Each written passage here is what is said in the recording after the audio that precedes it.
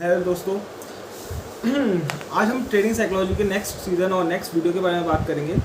थोड़ा ये रिलेटेड होगा आपके टेक्निकल एनालिसिस, मतलब एक चार्ट को क्या एनालिसिस करने की ज़रूरत है और टेक्निकल एनालिसिस का सिद्धांत क्या है, मतलब बेसिक क्या है और कौन सा मेंटल एनालिसिस आपको रिक्वायर्ड होता है, मतलब और ट्रेडिंग साइकोलॉजी आपको कौन सी रिक्वायर्ड होती है in order to become a good consistent trader और to achieve a great consistent results. मैं आपको बहुत ही शानदार एग्जांपल से जरूर बताऊंगा जिससे जो आपके साथ भी हुए होंगे कहीं ना कहीं। तो सबसे पहले तो टेक्निकल एनालिसिस। एक बात बहुत ही कॉमन ऑब्जर्व करने की है, तो मार्केट आज से नहीं है, बहुत सालों पहले से चल रहा है, ठीक है। तो इसमें एक लिमिटेड जो ग्रुप्स होते हैं पार्टिसिपेट करते हैं। अब आप सोचोगे लिमिटेड बोल रहा है, पर ऐसा लिमिटेड तो होता नहीं, कोई भी कर सकता है पार्टिसिपेट। लिमिटेड मतलब माइंडसेट वाले लोग, 2 3 4 तरीके के लोग ही इसमें पार्टिसिपेट करते हैं। मतलब एक ग्रुप बना सकते हैं अपन, एक जिनके पास बहुत पैसा है, स्मार्ट मनीज FIIs कहते हैं, एक रिटेल इन्वेस्टर आप और मेरे जैसे होते हैं, और एक दो और कह लो। तो बहुत ही डेफिनेट और फिक्स माइंडसेट वाले लोग यहाँ पे आते हैं। फिक्स माइंडसेट मतलब उनका फिक्स होता है कि मुझे इसमें से ये निकालना है। अब किसी एक मार्केट में अगर कुछ डेफिनेट लोग ही हमेशा पार्टिसिपेट करेंगे और अपने हिसाब से उस चीज़ों में एंटर करेंगे, एग्जिट करेंगे, तो कुछ ना कुछ पैटर्न्स बनेगा। मतलब जो जनरली जिनके पास ज़्यादा पैसा है वो छोटे लोगों को फंसाना चाहेंगे, कुछ ऐसी कैंडल्स फॉर्म करेंगे जिससे लोग लालच होकर उसमें आ जाएंगे और वो अपना पैसा निकाल लेंगे। मतलब they will earn a good profit. और ऐसे ही कुछ लोग होंगे जो निवेश के हिसाब से हमेशा पैसा डालेंगे, भले मार्केट प्राइस ऊपर जा रहा हो या नीचे जा रहा हो, उससे उन्हें मतलब नहीं होगा। मतलब आप अगर इस बात को समझ पा रहे हैं तो हमेशा कुछ ना कुछ एक डेफिनेट वो रहेगा, एक डेफिनेट पैटर्न्स बनते रहेंगे उन सबके बीच में। उनकी एक्शंस के बेस पे जो भी वो ट्रेड ले रहे हैं, फंस रहे हैं या फिर निवेश कर रहे हैं, एक डेफिनेट पैटर्न्स होंगे। इन पैटर्न्स को जो आइडेंटिफाई कर लेता है ना, वो हाई प्रायोरिटी पैटर्न्स और इस तरीके की अपनी स्ट्रेटजीज होती हैं। मतलब मैं ये नहीं कहता इसकी वजह ये हमेशा वर्क करेंगी, पर मोस्ट प्रायोरिटी मैक्सिमम टाइम पे मार्केट कुछ पॉइंट्स पे सिमिलर इफेक्ट करता है जैसे वो पहले कभी पास्ट में किया होगा। जैसे आपका स्टॉप लॉस हंटिंग पैटर्न है, इसके बारे में मैंने पहले वीडियोज़ में भी बोला है। तो वो सिमिलर्स होते हैं कि लगता है कि अब मार्केट ऊपर जाएगा, पर वो ऊपर नहीं जाता, वो सीधा डाउन जाता है।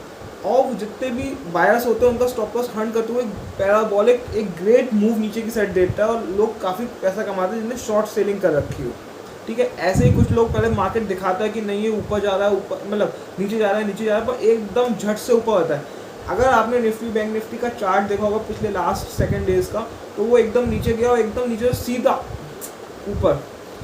तो ये लोगों को ट्रैप करने वाली सिचुएशन है। मतलब अगर मैं बताऊँ तो मैंने 2 चीज़ें डिफाइन करी। 2 लोग हैं, एक स्मार्ट मनी जिन्होंने लोगों को फंसाया दिखा के ये है एकदम जादू सा, पर एक्चुअलिटी में निकला कुछ और, उसको उनका सारा पैसा स्टॉप लॉस हंटिंग के थ्रू अर्न करके निकल गए। तो ये डेफिनेट पैटर्न्स हैं। अगर आप इन पैटर्न्स को आइडेंटिफाई कर पाओगे ना, तो आप अपनी ट्रेडिंग में एक स्ट्रेटजी को इनबिल्ड कर पाओगे, या फिर एक स्ट्रेटजीज हो गई है जिस तरीके से आप पैसा कमा सकते हो। ये टेक्निकल एनालिसिस होता है, ठीक है। तो ये एजेस भी होती हैं, ये स्ट्रेटजीज भी होती हैं, हाई प्रायोरिटी स्ट्रेटजीज भी होती हैं। अगर आपने इस पे नए हो, काफ़ी टाइम नहीं इस चीज़ पे पुराने हो, काफ़ी टाइम से यूट्यूब पे हो, तो आपको एक चैनल के बारे में पता होगा, पाइवट कॉल।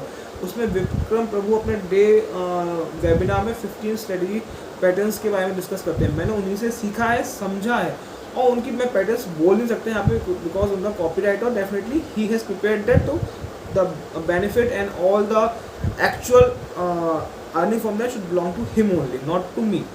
पर अगर आप उनने उनका अटेंड किया तो आप समझोगे वो हाई प्रायोरिटी सेटअप्स इन्हीं के बारे में बात करते हैं। ऐसे ही कुछ पैटर्न्स वो बताते हैं कि market most of the time वैसे ही रिएक्ट करता है, क्योंकि इंसान सेम है, इंसान के इमोशंस सेम है, इंसान सेम तरीक़ों से करेगा। मतलब वो पैटर्न्स अपने आप को रिपीट हमेशा करेंगे। हमें बस उन पैटर्न्स को पहचानना आना चाहिए कि आज ये पैटर्न हो रहा है, आज ये पैटर्न हो रहा है, सॉरी फॉर दैट, ठीक है। जब आप उस चीज़ को आइडेंटिफाई कर पाओगे ना, तब आपको वो टेक्निकल एनालिसिस समझ में आने लगेगा, ठीक है। तो ये मैंने बहुत छोटा सा बनाया बस आपको इसी बारे में अंडरस्टैंडिंग देने के लिए कि टेक्निकल एनालिसिस होता क्या है। जब आप मार्केट के सारे पार्टिसिपेंट्स के पैटर्न वर्किंग के समझ पाओ और उनमें से कुछ एक पैटर्न डिसाइड कर पाओ कि इस पैटर्न से अगर मैं एंटर करूँगा तो मुझे प्रॉफिट होगा, वो कहता है टेक्निकल एनालिसिस। अब मैं इसमें दूसरे ही एक यूट्यूब चैनल के बारे में डिस्कस करता हूँ, एक इन्वेस्टर काजी के नाम से, वो केवल कैश में डिलीवरी करते हैं, मतलब सॉरी कैश में ट्रेडिंग करते हैं इक्विटीज़ में।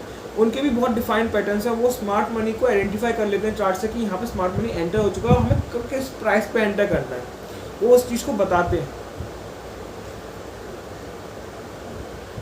वो भी एक पैटर्न है, उन्होंने भी लोगों के जो मार्केट में पार्टिसिपेंट हैं, जो पार्टिसिपेट करते हैं, उन लोगों को आइडेंटिफाई कर रखा है कि ये यहाँ पे एंटर करता है, ऐसे फंसाया जाता है लोगों को, ऐसे रिटर्न कमाई जाती है।